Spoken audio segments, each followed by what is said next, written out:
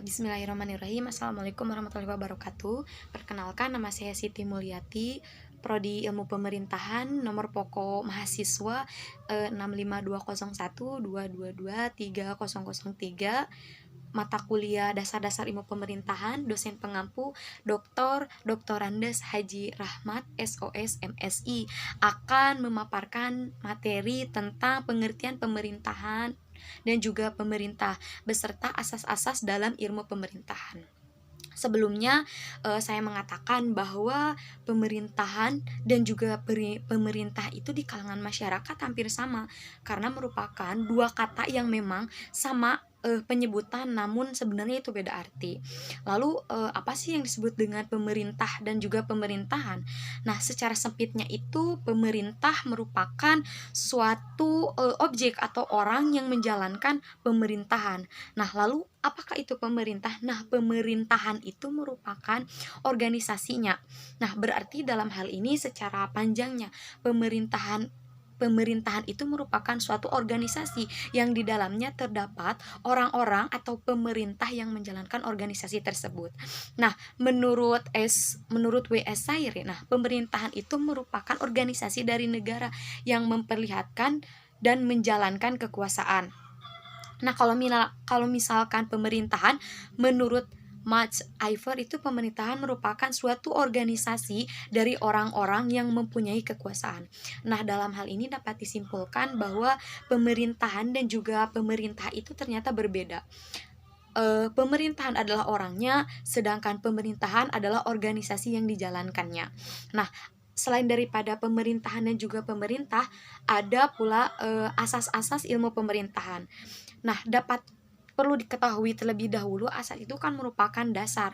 Nah, dasar-dasar ilmu pemerintahan itu secara umum itu ada 7. Yang pertama itu adalah asas aktif. Nah, asas aktif itu merupakan sumber utama pembangunan, yang dimana pembangunan ini pemerintah merupakan indikator utama adalah orang yang paling aktif dan juga orang yang memang benar-benar menjalankan hal tersebut dengan aktif tanpa adanya suatu kekerasan atau adanya suatu yang memperjelas bahwa itu merupakan suatu kewajiban dari pemerintah. Nah, ada juga asas yang kedua adalah price bestur. Nah, price itu artinya kosong, bestur itu adalah artinya pemerintahan. Maka price bestur itu dapat diartikan sebagai kekosongan pemerintahan.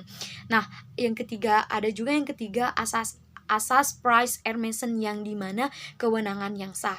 Nah, dalam asas yang ketiga ini merupakan kewenangan yang memang dilakukan oleh pemerintah dalam menjalankan pemerintahannya. Nah, kewenangan ini dilakukan oleh pemerintah sebagaimana atas kewajiban yang telah diberikan oleh negara atau hal yang memang diberikan kepada pemerintah terhadap tanggung jawabnya, termau itu terhadap masyarakatnya sendiri ataupun lembaga yang berkaitan dengan pemerintahan itu. Namun kewenangan yang sah itu tidak menutup kemungkinan bahwa melakukan kesalahan. Nah, kesalahan tersebut itu didasari tidak melebihi apa yang telah diatur dalam Undang-Undang Dasar Negara Republik Indonesia. Nah, yang keempat juga ada asas historis. Nah, kan historis itu merupakan suatu kisah yang telah terjadi. Nah, dalam hal ini dapat dikatakan bahwa bila mana pemerintah melakukan kesalahan, ia akan melihat terhadap historis atau hal ke belakang. Ia akan menjadi kegiatan tersebut menjadi sebagai contoh utama. Misalkan suatu kegiatan pemerintahan di tahun 2019 itu seperti apa, maka pemerintahan akan melihat atau mencontoh 2022 ia harus lebih baik dari 2019. Nah, itu merupakan contoh kecilnya. Selanjutnya yang kelima itu adalah asas etis. Nah, yang dimana asas etis ini berkaitan dengan moral. Berarti dalam hal ini pemerintahan atau setiap pemerintah yang menjalankan suatu keharusan atau suatu tanggung jawab itu dibarengi dengan moral, tidak semena-mena disesuaikan dengan dijauhkan dengan naluri yang ia katakan atau naluri yang ia dapat. Karena dalam hal ini pemerintahan kan merupakan suatu indikator utama bahwa pentingnya bertanggung jawab didasari dengan moral atau sikapnya itu etis, harus dapat dipercaya dan juga dipertanggungjawabkan. Karena apa?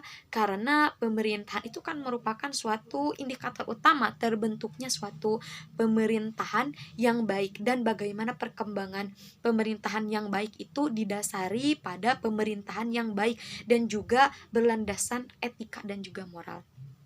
Nah, selanjutnya juga ada asas yang kelima, yaitu yang keenam, asas otomatis. Kenapa disebut dengan asas otomatis? Nah, berdalam hal ini asas otomatis itu kan arti secara menurut saya itu kesendirian. Nah, dalam hal ini asas otomatis itu berarti bergerak sendiri atau otomatis, tidak dengan aba-aba, jadi langsung. Nah, dalam hal ini asas otomatis itu merupakan suatu dari sistem pemerintahan yang terjadi atau yang dijalankan secara otomatis, bergerak tanpa adanya suruhan, atau dalam hal ini dapat dikatakan sebagai kemandirian yang dimana dilakukan tidak adanya suruhan atau dorongan dari yang lain. Ini dibuat atau dilakukan dari segala sisi yang memang dibutuhkan.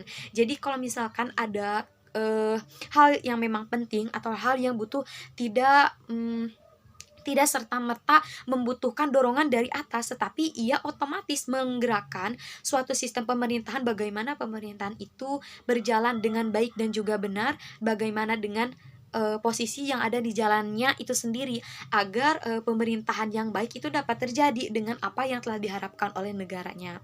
Lalu yang terakhir ada pula asas determine of purpose, yang dimana asas ini tentang penyalahgunaan kewenangan. Berarti dalam hal ini pemerintahan dalam penyelenggaraan kewenangan memiliki hal yang sebaiknya peduli terhadap pemerintahan atau masyarakat yang peduli terhadap pemerintah.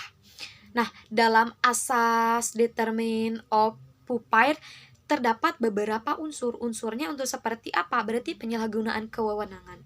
Nah, pemerintah itu kan memiliki suatu kekuasaan atau kewenangan yang dapat dilakukan oleh pemerintah. Dalam asas ini digarisbawahi terhadap penyalahgunaan wewenang, berarti pemerintahan memiliki wewenang namun dibatasi oleh peraturan dan undang-undang yang telah ditentukan, dan juga kapasitas dari pemerintahan seperti apa yang dijalankan dan di mana letaknya. Misalkan kan pemerintahan desa misalkan tidak bisa bergerak atau semena-mena seperti pemerintahan yang berada di kota ataupun kecamatan. Nah, dalam hal ini berarti pemerintahan memiliki porsinya masing-masing. Nah, sebenarnya di kalangan masyarakat, asas-asas pemerintahan itu memang benar-benar penting dan harus diketahui. Apalagi seorang pendidik atau pelajar yang memang harus mengetahui asas-asas dalam ilmu pemerintahan. Karena apa? Ternyata banyak sekali sistem pemerintahan yang memang benar-benar jarang diketahui, atau meskipun diketahui tetapi memiliki hal yang kurang dipahami atau bisa dikatakan dengan salah kaprah kalau misalkan dalam hal ini.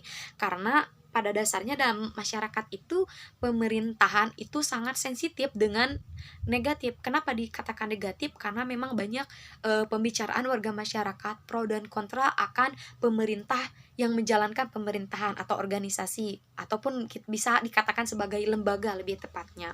Maka daripada itu, untuk saat ini kita harus mengerti makna dari pemerintah dan juga pemerintahan beserta asas-asasnya. Setidaknya kita memiliki gambaran apa itu pemerintah dan juga asas-asas seperti apa sih yang harus kita jalankan, asas-asas seperti apa sih yang harus kita ketahui. Karena ketika kita sebagai masyarakat tidak mengetahui apa yang dilakukan pemerintah, maka hal tersebut akan menjadi dorongan kepada masyarakat, bagaimana pandangan masyarakat terhadap buruknya sistem pemerintahan. Saja pemaparan tentang pemerintah dan juga pemerintahan beserta asas-asas ilmu pemerintahan. Mohon maaf atas segala kekurangannya. Wassalamualaikum warahmatullahi wabarakatuh.